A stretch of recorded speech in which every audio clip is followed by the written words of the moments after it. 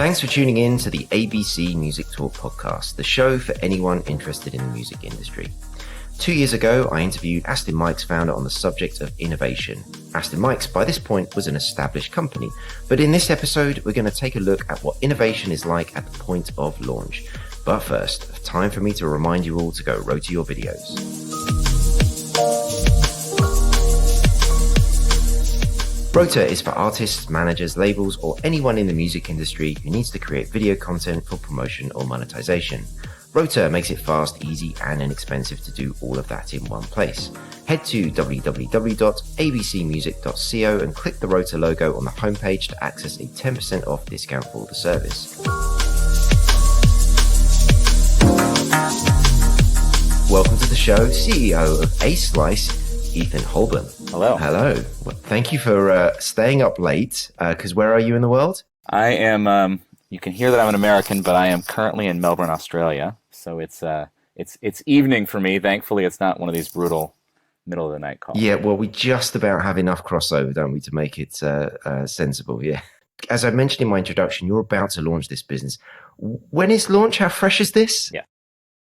We are actually, our media announcement is for Tuesday, March 29th. So we're just, 3 business days away from launch, or, a little bit less than a week. As you can imagine, it's all hands on deck over here. And what I love about that is that you're taking time to talk to me, which I think is hilarious. So I don't know if this is how you should prioritize your time, but we're doing it now, so we'll just stick with it. Yeah. Excellent. All right. Well, before we get into what aslice is, can we get your background, please? Because I always ask my guests because it helps set the scene. I think like anybody, or like a lot of us, right? I kind of started in the DIY music world. I got started DJing and kind of playing in bands when I was a teenager in Lansing, Michigan. And that really turned into like DJing a lot when I was still a teenager in East Lansing. It was a college town. And some friends opened a record store. So by the time I was 18, I was working my way in for equity and operating and working as a buyer at an independent electronic music and hip hop and like hardcore punk record store. And that was kind of my starting point. I moved to New York after that and worked my way in the industry through places like Redistribution, which has now moved around to some different parent companies. Indeed, Universal, I believe now. I actually stopped keeping track because I was like, every time I think I know what it is, I say it out loud and I look like I'm out of touch. But yeah, working at places like Fat Beats Distribution, which was kind of like the biggest hip hop vinyl distributor and kind of hip hop retail chain in the world at the time. And then kind of got into media through companies like Accelerator and went on to work on like Spin and Vibe, Stereo Gum and Brooklyn Vegan, and some other properties like that. And then my most recent role right before aslice was working at a company called Yachtastar, which was the creator and operator for Red Bull's Red Bull Music Academy initiative. And that was, a huge opportunity that really kind of tested all my skills that I had been developing until then, and kind of gave me the support network, but then also the reach to apply it at a global scale. So it's been, a little bit of everything, but it also kind of all, makes sense if I look back and kind of how that journey worked. It's really interesting. The amount of people that have come through the distribution world, that's very much my background as well. And I always think that's it's obviously clearly a good training ground for people that do the work. A lot of work, no credit, low margins, exactly. High stress. I know, we are geniuses for choosing that career path, absolutely. And I don't know if you'll be able to see on the videos, but Ethan's sitting in a recording studio. Do you also produce music as well? Yeah, absolutely. I mean, I worked as an electronic music producer, as a DJ, hip hop producer and DJ. Nothing, I'm not going platinum or even going wood, but kind of a lifelong music creator and kind of working musician and working DJ in addition to all the other roles I've held. That's great, and as you know, I'm over at Beatport at the moment, and it's such an amazing thing when you're in a company where everybody has their job, but nearly every single person is either a DJ, a producer, a label owner, a promoter, or something else as well, which I think is quite indicative of the type of working environment that you can find yourself in the music industry around a lot of creation. It's great. Absolutely. I guess every job to a degree has had that I've held. And I always felt like it was the exception when you meet somebody who doesn't have their own little passion project that's kind of adjacent to whatever the kind of, what your day job is. So like, I don't know, that feels really normal to me. I've always felt like, oh, you're not doing this outside of work hours? Like, so yeah, absolutely. And here I am, however many decades later, still doing the same thing. Yes, absolutely. In addition to that. And no, I do agree with you. I think that you can find yourself, especially these days where you've had technology come into the world, you don't necessarily always have people that are actually active in the music industry because they're just doing the technology piece of it, which is fine. There's nothing wrong with that. And actually, sometimes we could probably as an industry do with having the blinkers taken off us a little bit to see what else is out there in the world. Okay, very good. Thank you so much for that. And so, right. Elevator pitch, aslice. Just give us the quick elevator pitch, and then after that, I'll ask you about the history. So, sure. Elevator pitch first, history second. Absolutely. So, aslice, the company we're just about to launch, I think at its core is it's a software and service that's designed to accurately capture what DJs play in clubs and festivals around the world, and then also is a technology that helps empower performers, so in our case, DJs, share directly with creators, so music producers. So really facilitating that direct payment from, I earned some money at a gig, and let me share a little bit of that money with you people whose music I actually played at this gig without a middleman, is kind of the real core of what we do. So completing the circle almost, from creation to performance and then back again. I think so. I think that, or like in some ways, I almost see it as like, you think of one of those like time travel movies where they fold the circle. Like I sometimes think about it that way, in terms of like, you think about the traditional music industry and there's so many steps in between. Hey, I'm this artist, I made this record. And then like all of those steps in between this music that you made at home or in a studio and the consumer, or maybe the payment structures. Whether that's the mix engineer, the mastering engineer, the label, the managers, the agents, whatever of these structures in between, historically have been impediments for creators kind of often getting paid. I think it's kind of like, it's that simple. Like there's a lot of people who are making music not getting paid, and all those people deserve to get paid too. We just think the creator really does need to get paid, and they're often the last in line. Yes, they absolutely are. I think I've spent my my life trying to help get them paid, so still not achieved it. So let's try and figure it out between all of us. And this is a really, really interesting concept, and we will get more into it. But how did this start? Because this is what's nice about this is you've unwittingly played into my current theme of the sort of post-COVID. I've been doing a couple of interviews with people, as in like, how was it for you type of thing. And this is an interesting one because it began at what point? Yeah. So our founder is a DJ named DVS1. His real name is Zach Kodoretsky. And Zach is he's a touring DJ. He generally plays, I think, like 125 gigs a year. So he's a busy guy. But he's not active on social media, so you wouldn't realize how busy he was unless you were his agent or somebody on their agency team. When he at the end of 2019 was doing what a lot of DJs and kind of people in the electronic music do, people tend to give like a thank you moment at the end of 2019 or at the end of any year, right? And when he was doing his thank you, he realized like he had switched from vinyl to CDJs earlier that year. And he had, for the first time in his life, could actually look back because he was saving his playlists in his DJ manager, like his DJ software. And he's like, for the first time, I can see like who am I actually playing. And he kept seeing a lot of like unknown names popping up as some of his most played music. So when he was putting together his thank you, he really, his statement was something like, "Hey, my skills are what people know me for, but without the music, I wouldn't be anything."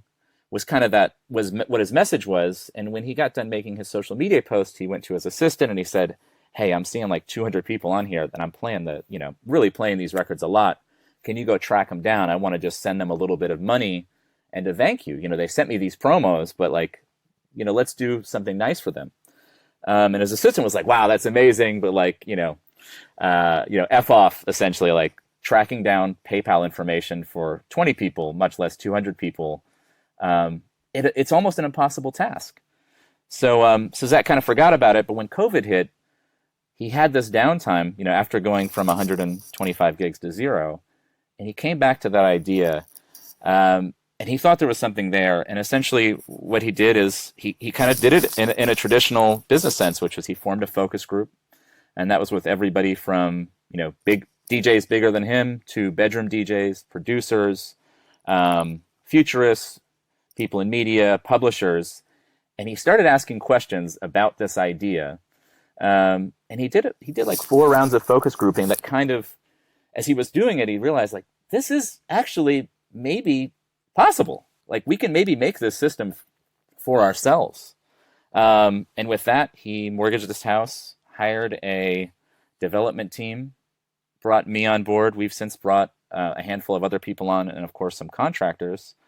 But it really came from this idea of like, if I want to share with people and I don't have the tools to do it easily, but I can build the tools for myself, could I build them for everybody? And that was that genesis of this idea. And through focus groups, and then we've done a whole lot of talking to DJs over this last year. We've been doing weekly info sessions. We kept getting this feedback. So this community feedback took this very simple idea and almost crystallized it and made it even better. And that's kind of, I think that origin story of like how we developed an actual usable product that we're going to market with. Love that. That's absolutely bang on the money in terms of, I think, how to frame what innovation is. Often it's that idea inception, because you're trying to figure out something for yourself, and then you're thinking, well, wait, if this is good for me, then maybe this could be good for other people, and especially if it's an idea like this where you're trying to give money to people that otherwise wouldn't get it, so that they can continue on doing what they're doing, so that you can continue to benefit from their craft. That's the brilliance of the music industry, the industry part of music creation. So I absolutely love this, and so much of it is similar to other companies that you see, where there is just that thing of I need this for myself, right? How do I go and do this? Beatport's just acquired a company called AmpSuite, and AmpSuite began with this guy Keith, who owned a record label. I used to buy his records from Baroque Records, and he needed to try and solve how to pay his artists, and so he built this royalty reporting platform with a friend of his, and 10 years later it became a business that a company like Beatport's interested in buying, because we needed the software. So anyway, just it's a really really good way of kind of looking at the sort of the simplicity of what innovation is in some ways. And I particularly like this idea because there is a level of simplicity to it as well. I really appreciate that you noticed that. And that was what, our advisors were telling us. We've had a lot of people who gave us advice along the way. I'd love to say this was just Zach's idea or just our team's idea. But like I said, it's the community, and we've had a lot of thoughtful people. But that was really the feedback that we got, was like, this is so simple, it could work. And when we did talk to our focus group and some of our advisors about some ideas we had about where we want to take it, they were wise enough to keep us on track and say, no, keep it simple. If you add all these bells and whistles, actually, it's going to make it harder to make this happen. Your core idea is there. How do you deliver on this core idea in the simplest of ways? Because every extra thing you build is going to cost money, cost time, or like make it harder to succeed or communicate your message. So that simplicity has really been at the core of what we've done, and almost at the core of every decision we've made in kind of bringing this idea to life. Well, I think if you can carry on in that frame of mind, then I think you will just continue to iterate in the right way. Because I'm sure this isn't, and I'll ask you later on, where you think this is going. But just before I do things like that, so how did you meet Zach then? Interestingly, we crossed paths a few times, like kind of unknowingly. I had sent him music over the years, and he had played some of my records and given me support, but didn't really know who I was. Before he started aslice, I think this was in 2019, he started a community-based initiative called Support, Organize, Sustain, which was it was a small kind of breakout conference at Amsterdam Dance Event at 2019, which was about how do we start conversation about the community deciding the direction of where electronic music goes, as opposed to the business deciding where electronic music goes, and was kind of a rallying call for like, hey, if the community wants to control its destiny, this is the time that we need to actually start collaborating and working together. And when he launched this, I was so impressed that I just reached out and volunteered, and we didn't connect then. But when he was building this idea for aslice, he was doing interviews, and from what I understand, a few people had mentioned my name. And I think that comes down to just as before aslice, I've been consulting for a lot of businesses. I've tried to build my own, personal consulting practice on, kind of some simple principles, which is like, I really care about doing excellent work. So that coming out of Red Bull Music Academy, I really have a strong passion for community, making sure that everything that you do in music really puts the artist at the center of the idea. I'm passionate about education, so I think the work that tends to find me tends to be perfectly suited for me, because I've almost kind of curated that, like, I'm to be the go-to person on a lot of these ideas. So I think just somehow naturally he found me through some of these ideas, and we hit it off right away, which was really great. I mean, this kind of similar Midwest DIY background, no job's too small or too big to take on, and it was really natural right out of the gate, basically. That resonates so much with my own experience of being a consultant, and you find yourself attracting the type of work that you actually want to do after a while. And I think it's incredibly rewarding. But I guess like me, you found that there was an opportunity that you thought you could throw yourself into, and that's it's clearly a great fit. I mean, that community layer that you mentioned, I think is a very good attribute of what aslice is. So if you weren't doing this, you would just have carried on consulting until you found your next thing, or I mean, what do you think you would have been doing? Yeah, absolutely. I think I will say, like, working at Yonistar was by far the best professional experience I've had in my life. I just had the most amazing mentors. Our staff was about 70 full-timers. I think about 70 people, maybe not all full-timers, but like, and so, your staff is, Jeff Mao, who's kind of like a legendary hip hop journalist, and it's, engineers who've worked on Grammy nominated albums. And it's the person who did the first death metal concerts in, some regional part of Europe. And it's that person who brought X kind of music to X city. So you're like surrounded by all of these like experts and driven people that you maybe had heard rumors about or had met throughout your career, and those become your coworkers. And it was just this really amazing and inspiring place to work. So I was really depressed when that ended, because I was like, wow, I don't know if I'm ever going to find an opportunity like that where I'm around that much talent and have that much mentorship.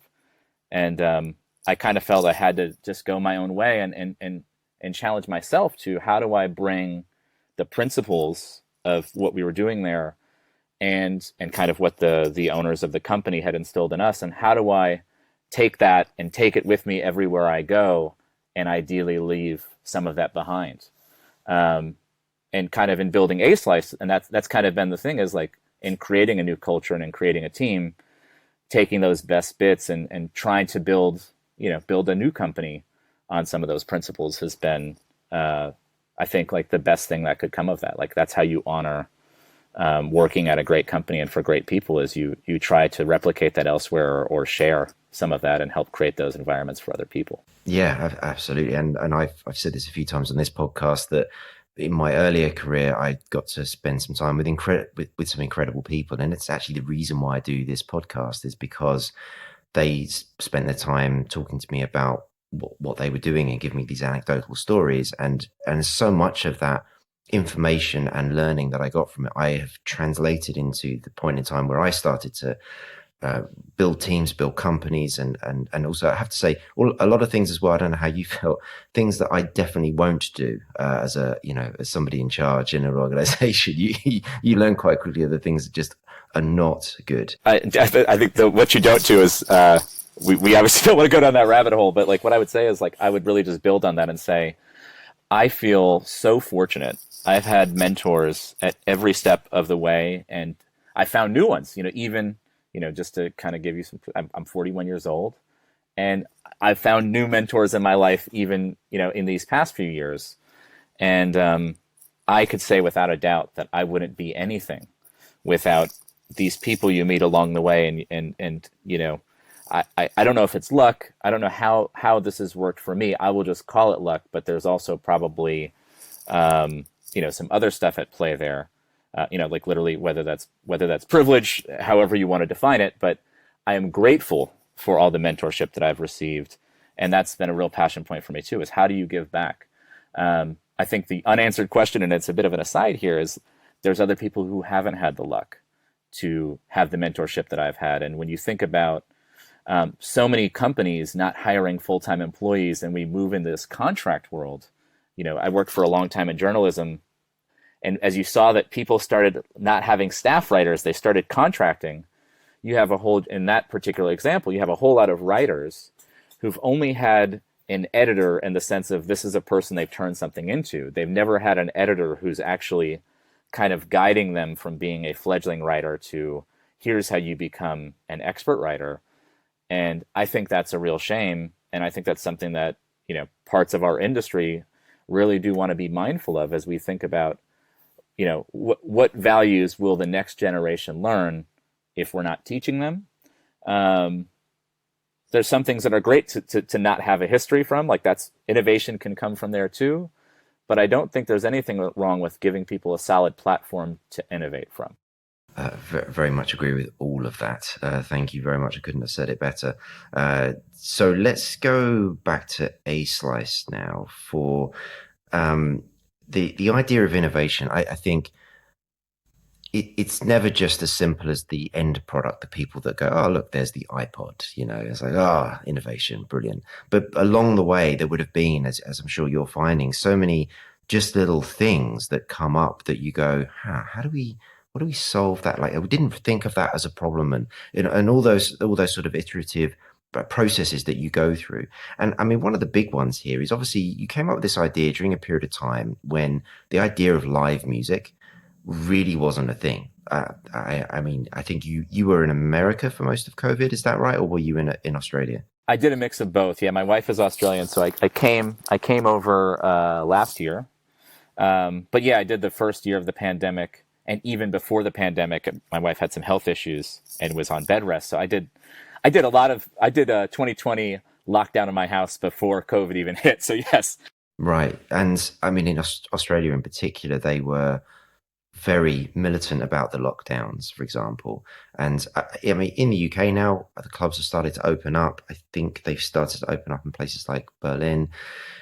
But you're creating a business that is reliant on that process, that live element to it. Now, I guess there's the online bit of it. Sure, I don't know how many people are getting paid for their online gigs, but because yours relies upon that payment for the DJ to enable the rest of it. So and also these DJs haven't worked for a long time in a live sense. Right now, I mean, many are music producers as well, and they've probably hopefully seen a little bit of a rise in their online streaming income and downloads from Beatport and the like. But you're asking them to part with some money at the point when they haven't really been earning. I mean, how did you you must have talked about that inside the organization. How did you think about that? Yeah, I mean, I think you've brought up a really good point. I mean, first of all, like just to zoom out, adaptability has been such a crucial part of what we've done, and you've even touched on exactly why. We had really hoped to launch last summer. At one point we were rushing to get a very bare bones product ready for summer of 2021, because it looked like, hey, maybe things will reopen and we'll reopen for good. But as you know, and maybe for anybody listening who doesn't know, I think to properly launch a product of almost any nature, you're looking at a bare minimum of 1 month, but really 3 months is kind of like a safe window to do it. We realized kind of at a crucial moment, like, we don't want to rush a bare bones product out there. We can do some more work. And we had changed to launch in the fall. And then we, of course, had the COVID lockdowns happen again. So we were constantly adjusting our launch window based on COVID. And every time we adjusted our launch window, we used it as an opportunity to incorporate either new ideas we had, because we had been challenging ourselves behind the scenes. You know, when you're developing, your product is usually a little bit behind your thinking. So we're like, okay, well, we can add this feature now, or we can change this. But we're also, as I mentioned, or I may have mentioned, is in addition to running a focus group, we were doing these info sessions every week with usually like 10 to 20 Actually, no, DJs. you didn't come into that. So this is the process of trying to come up with, trying to make sure that the product that you've got is has a good product market fit. Exactly. So that was exactly it. So we in the middle of 2021, we decided to start doing info sessions. We were calling DJs every day and telling them what we were up to. We were giving them essentially a little bit more than an elevator pitch to say, hey, this is coming. We'd love for you to think about it when we launch. We'd love to hear any thoughts or feedback. And if you want to test it when we're ready for you to test it, we invite you. And that was great. We were having these one-on-one conversations, but we realized that wasn't sustainable based on some of the interest we were getting. So we created a weekly info session every Wednesday. It was 2 a.m. for me, which was a delight, staying up and kind of having a having a middle of the night phone call. That's the perfect time to be really sharp and on it, isn't it? Absolutely. But what came out of that was we talked to 20 working DJs, or we talked to 20 DJs every week, bare minimum, during the pandemic. So we were very, very much in tune with, first of all, like, what's happening in the world. We were analyzing that ourselves. Then we were talking to people, you know, professionals, and we were hearing, well, are you gigging? What's it like? And then whether it was said or unsaid, we were also getting some very, very apparent feedback of where were people's heads at throughout this. And in all honesty, part of that was really tough. When you see how scared people are, when you see that people are depressed, but you maybe don't know them well enough, and maybe there's nothing you can even say to help them. It was a really vulnerable moment, you know, for people. You know, you think you're doing this info session to tell them about a product, but really it was something more than that. So you have DJs who usually tour and cross paths at festivals, seeing each other for the first time in a year or two. So you have this kind of joyous moments. But then you also maybe talk to somebody, or you see somebody who's maybe going through a tough time.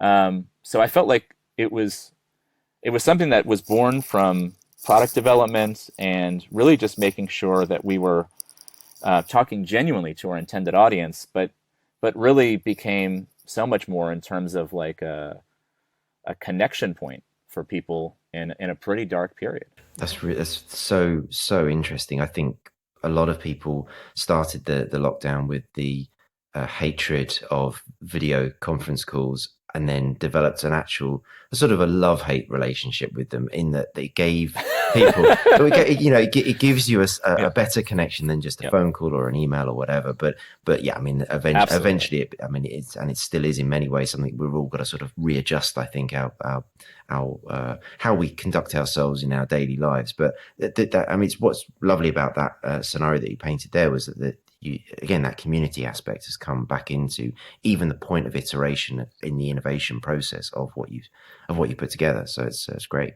Absolutely. And like, just to give, you know, some examples, we had the label manager for, I don't know if I should, you know, name names or not, but we had Cornelius Harris, who's the label manager for Underground Resistance.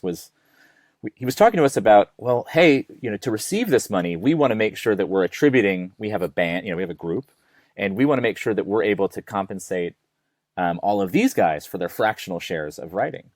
And that was like you know, that was one of those things. Wow, that would be great. That'd be amazing. You know, and we, admittedly, it was like a scary bit of feedback, because it was like, wow, first of all, here's a guy that we respect, you know, like we have tremendous respect for. They've come, they've given us some genuine feedback that's really good. So we have like a person who's really working in our industry who has a need.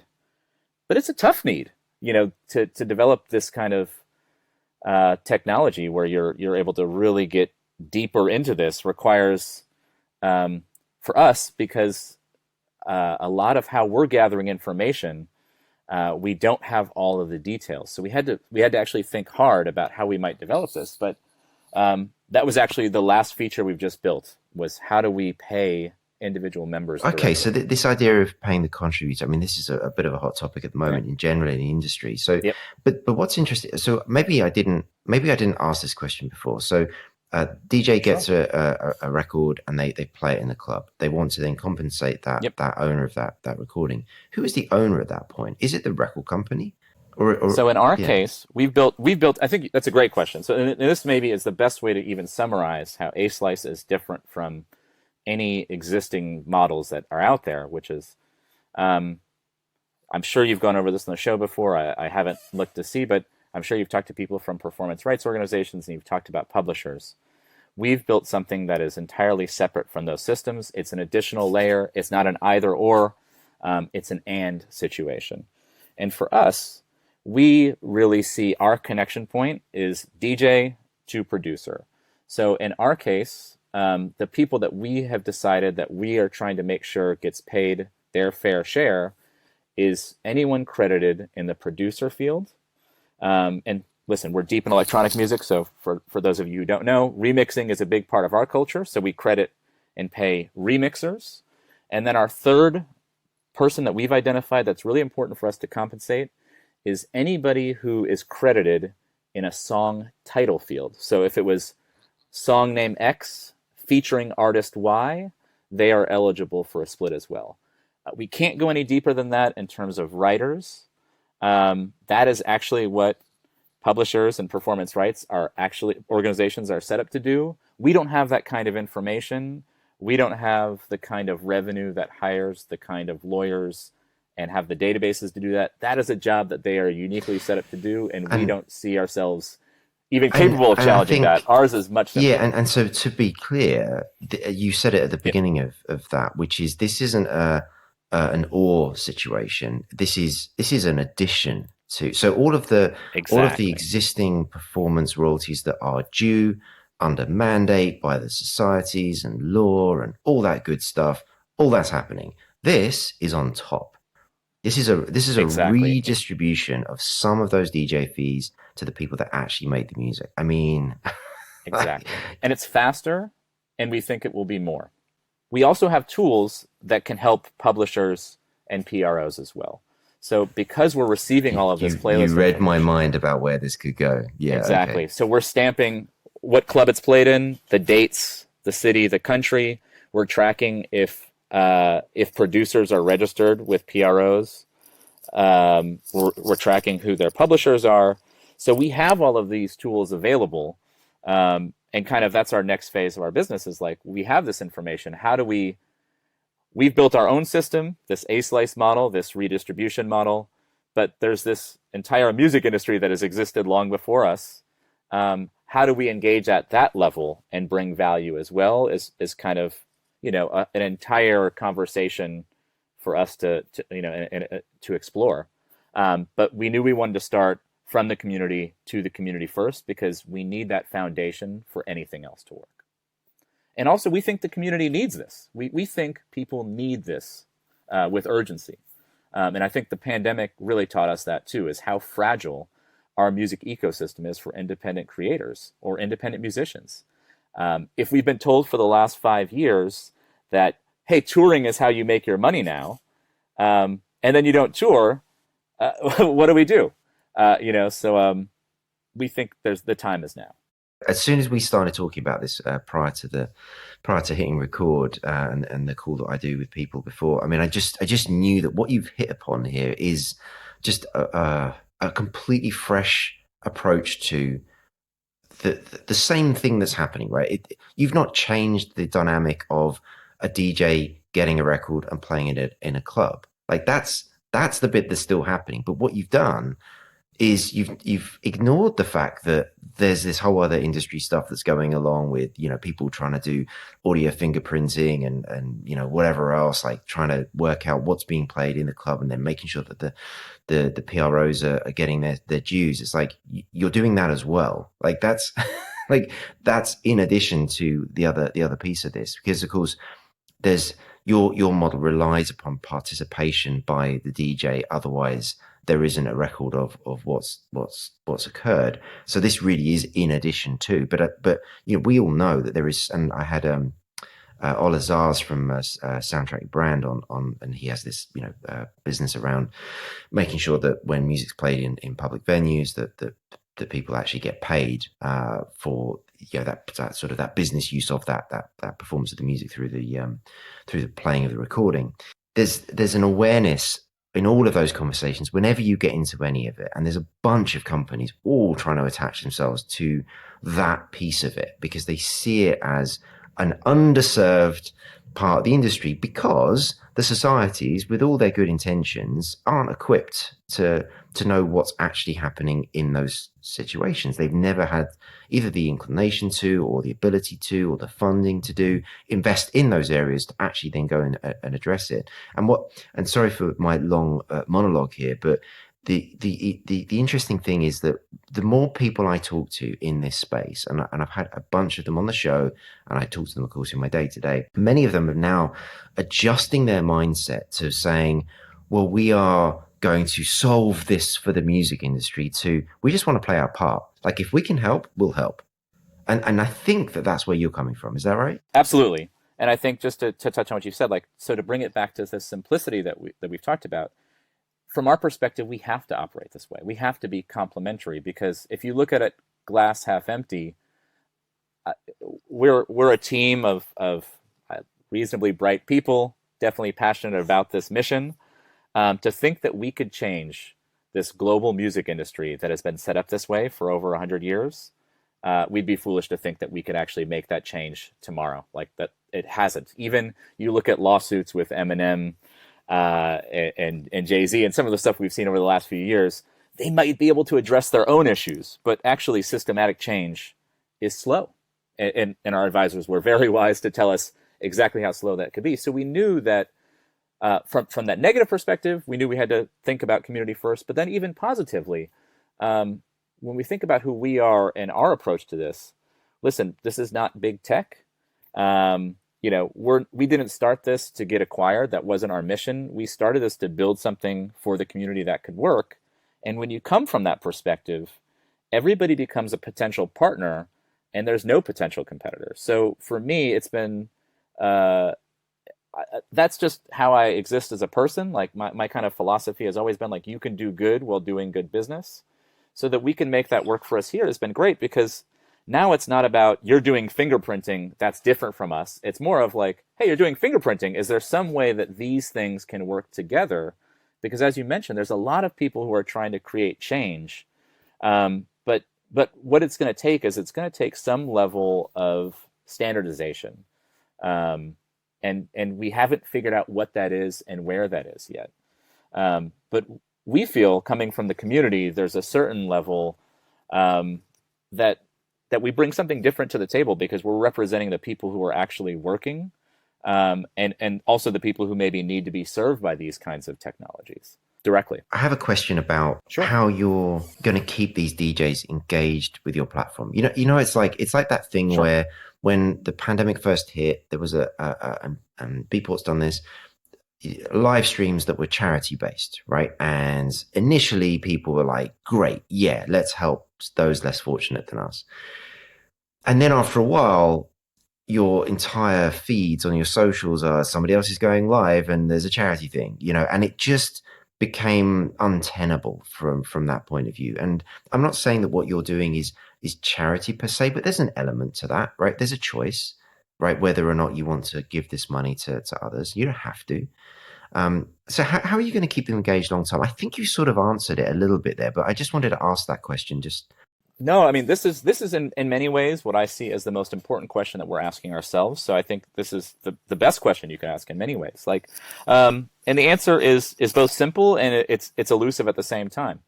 It's our belief from focus groups and from talking to people, and there's some user behavior out there that like is maybe a little too esoteric to get too deep into, but we do think coming out of the pandemic that people want to do good. They do want to, but they don't know how. So just starting from that perspective, we feel like we've created an easy button for people. Hey, I know that this system is broken and I want it to change, but I never knew how to do it. And now I have the tool to do it. And it takes me 1 minute on Monday mornings. And that was a big part of the feedback, is like, this has to be easy. That was like the biggest piece of feedback through the focus group, especially from those DJs who are playing 2 to 4 gigs a weekend, who have assistant, people who are really on the move. Like it is a lot of work. They are doing a lot. So every minute does matter. So making it easy was like that first step. I think when you think about how electronic music works, this is not a real number. This is just a feeling. So it's not a fact, but we feel like a very, very large portion of successful DJs are also producers too. So with aslice, because DJs are sharing with producers, there is a bit of a feedback loop. If the majority of DJs are producers too, in addition to giving money, they'll be receiving money. We also think when people start receiving money, it's going to show them the power of this very, very directly, and show them exactly how cyclical this environment really is, to reward positive behavior. And that to me is, I think, really our challenge as we're going to market next week, is that we think for aslice to succeed, we have to build a new user behavior for our community. The big question that we get in a lot of the info sessions has been like, can this work? Like, you do your whole spiel and feel like, yo, but like, can this actually work? Is like a question you might get. And the truth is, it works. We've been in a private beta for about 4 months, testing with real DJs, playing real gigs, spending real money, and not being able to talk about it. They're just doing it to do the right thing. We know it works. So will we succeed is really based on, does the community want to make a change? Because we have this tool. It may not be perfect. I don't think there is a perfect solution for anybody. But we have a tool now where the community can take its destiny into its own hands and say, hey, this current thing hasn't been working. But with aslice, or as a complement to maybe other technologies, we can actually make this change, and we can start today. And so how are you finding the various contributors to make these payments? How does that bit work? As far as like enlisting people to use the service? Does it require people to participate on both sides? As in, you're going to do this, you're going to generate some money, hold it in escrow, and then people, or are you going out to those that know, like a distributor, a label, or a publisher, and saying, hey, can I get in contact with your, like, how do you make the payments? That's a great question. So aslice is totally voluntary. We don't, because the performance rights organizations are generally compulsory. I'm sure, again, you're probably better equipped to tell this story than me, so I will let you give some additional context if you feel we need it. But aslice is totally voluntary. We view our service almost as a gratuity, because we want to respect the existing system models around us. We don't want to legally get between any existing contracts or structures. This is a gratuity. This is DJ X. I played producer, A through Z songs. I like your music. Let me share a little bit of my money with you that I earned here. Let me share that with you.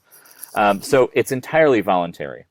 And there's no way for us to make it not voluntary only, but that's also the way it should be, right? If you can't force people to do these things, because people get resentful. Like it's the carrot or the stick. So we really wanted to focus on carrot behavior. And again, it's about that feedback loop. It's about giving people these easy tools to do good. And so how we've been approaching it is, as I mentioned, these info sessions. We've gone out to 400 working DJs up until this point, either one-on-one or in these info sessions, and trying to enlist their support, get behind it, try the service. We've only focused really on DJs because we feel it's actually their participation that's going to power everything else. And just to kind of give you a sense, like we had 110 gigs playlists get reported in our private beta, and that resulted in 2,213 producers earning money with us. not a ton of money in most cases, but just to give you a sense of that, like 100 gigs reported in income for 2,213 people. So we haven't even addressed the producer side of this market, who is, hey, I've never been paid before. Or, wow, there's an opportunity to get paid for my art. We think they'll be very passionate and very interested to hear about this. But we didn't want to aim for them yet because we really wanted to make sure that we had the DJ community behind this idea of sharing. Next week, when we announce our public launch, it's like a traditional media campaign, community-oriented social campaign. So this kind of traditional launch model, and that's designed to reach the producer. But I think it's been this kind of guerrilla approach of like, what happens if we just pick up the phone and call everybody? Which is kind of insane, but also like kind of maybe the best way to get the community to get behind something. Yeah. So on launch then, are producers going to come across aslice for the first time, go onto the website, presumably make some sort of an account or whatever, and there potentially is money there available for them to go and get? Is that the intent? Absolutely. Yeah, I mean, it won't be dispersible. At the moment, we can only pay out quarterly, and that's just like a safety measure for us. We're just getting started. Sure. We want to move that to getting paid monthly, but we figure it's easier to start slow and accelerate than go the other way. But yeah, there's 2,213 producers with some amount of money waiting for them. The average amount of money that people earned per track play in the beta was $1.40. Which you're like, pretty good. How do you want to look at that? That's actually pretty good for a single play. Yeah. When you look at how much you get paid per stream, that's a very different number. Oh, absolutely. Yeah. So yeah, it may not be much yet, but this is again from a really, really small, limited private beta. But I think that number is pretty helpful to see how it's going to scale. Definitely. Yeah, no, definitely. And look, what you're also doing is providing an amazing bit of knowledge feedback in a very calculable sense that a DJ's played your record. I mean, yes, right? That even that information, it has value. The fact that they're then so impressed with the record that they're also willing to part with some of their DJ fees. I mean, the whole thing is really quite beautiful. And I really, really hope that this goes the way you want it to, because I think you're really starting to. Yeah, no, I'm sure. Like, I'm sure you got a lot invested in this, but it just feels like if you can turn the tables into this voluntary, for good mentality, then the thing will work better. The whole thing will just work better, and there's so much wrong with the way it is at the moment, but I love this. And so in terms of, like, say I'm a producer, which I'm not, thanks to the fact that I have no skill whatsoever. But if I was, and I was to go on and I was to find that, oh, look, my record's been played 6 times by 4 different DJs or whatever. Yep. How do you verify that they are who they say they are? This is a great question. So we actually haven't, we've really talked conceptually about it, but really the engine behind making this work. And what we've done in development is, so first of all, just from a verification standpoint, and again, back to the simplicity, our service is about helping DJs share money with producers. Anything that doesn't do that is not our business. So first and foremost, we use bank level verification of IDs. So we're using Stripe to identify who people are at a governmental level. And then our staff does a verification that they're the artist. We don't even store that data. That's actually stored on Stripe's end. We don't want the actual security risk. Same with all banking and financial details. We don't want to store anybody's bank details. We don't want to worry about hacking. We've externalized the process, but our team verifies that person X is artist Y. But before it gets to us, we have a verification that person X is person X. Just on that point, that's a really standard thing that happens now. You have these sort of these numbers, these codes that identify an individual or an entity or something like that, but you don't know any more than that. It's only resolvable on the other database where the information is actually held securely. Yeah, no, it's an important piece to mention. But okay, so you have that, and presumably you're learning as you go, and then your ability to speed that up is going to continually get faster. So this is that technology part, is that we've built our own algorithm and then are using machine learning. So essentially, when you upload a playlist, which is called a DJ history file, every digital DJ solution creates one, and we have an app that if you're a vinyl DJ or you use Ableton or other DJ mechanisms, you play cassettes, whatever it is you do, we have a way to actually bring you in. But when you upload this DJ history file, our software is first using an algorithm and matching it against databases, whether that's a commercial database or a retail website, or it's our own internal database. We're matching that to say, this person played song X, title Y, and then this is what we're seeing as potentially song X, title Y in our databases. And then we're using machine learning to further enhance that and say, this name spelled wrong actually means this name. And then actually we have like another evolution of our machine learning coming soon that's going to go even deeper down onto like a user level.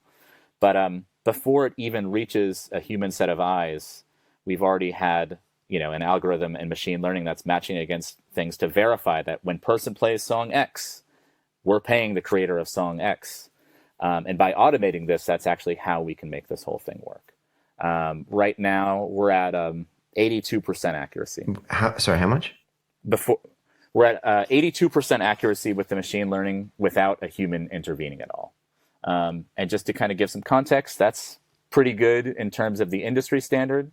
That's the number we've included in our media release. We've got some improvements that are better than that, but like this is going to change as we add more users. It's going to go up, it's going to go down. As our machine learning evolves, it will go up. And then we have the ability to put humans in the mix to take this even further.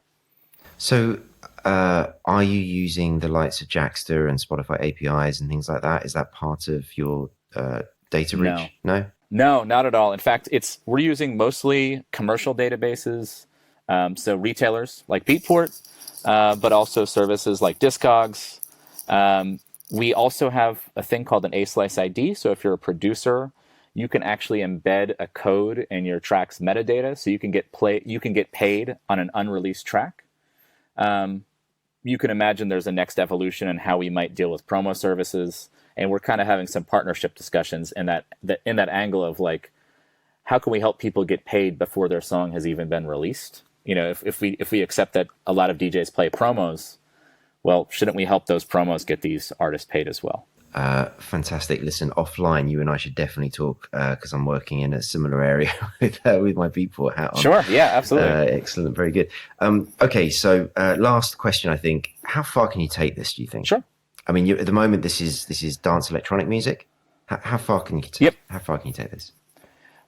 So it's a great question. I mean, at the simplest level, like we started in house and techno because, DVS1 is a really respected DJ. He's a modest guy, but I could say nice things about him. But like, people really respect him for his ethos and his integrity and what he has contributed both to the local scene that he came out of in Minneapolis and the U.S., but also to the world. And we knew that was going to open a lot of doors. And same thing, I have my own reputation independent of DVS1 and independent of aslice. We started here because we felt like we could actually engage with people we knew or we were 1 degree from. But we really think the next realm, of course, is expanding. We're already kind of, we've had a few people that have been really passionate from the drum and bass world who've been making all the introductions there. But we think this is just as relevant for EDM, for hardstyle. These are really passionate communities of creators. We think this is really relevant for all of DJ culture. That really brings hip hop into question. We don't see that as our next frontier, but like that is a huge frontier to tackle. But it's a lot more complicated because of how that part of the industry works. But we think this could be for any DJ culture. We think and that's what we really want to explore is like, this is about equity. This is about sharing. This is about creating something that's a little bit better. From a community perspective, and we think that's really relevant to any kind of DJ. Good answer. Thank you for that. And yes, and let's face it, going back to the idea behind this episode where innovation is concerned, often working within a realm that you know well enables you to very quickly do the early stage learning to get to the point where you have a product that you can then take into new markets, rather than going, well, the world is a big place, let's just go at it all in one go. That's a quick way to fail, in my opinion. I like this phrase that I'll share because it impressed me. It was like, you can't boil an ocean, right? So nice. Back to that simplicity, like that's really been, again, like at every turn, you as you build your own business, and Alex, I know you've done this, like there's so much temptation when you're building something, because when you're around a lot of smart people, and when you kind of have these moments of inspiration, there's so many different directions you can get pulled. But actually that clarity of vision ends up becoming really, really important. Like you need to have the space to explore, but you also need to have the clarity to make sure that you're following your mission and not getting into mission creep. Like you really want to make sure that you're delivering on something that can be successful. And so there was a lot of that temptation throughout this process. But we always had to keep it focused in, but we clearly have a lot of places to explore. There's a whole data side of this, the insights that you might learn.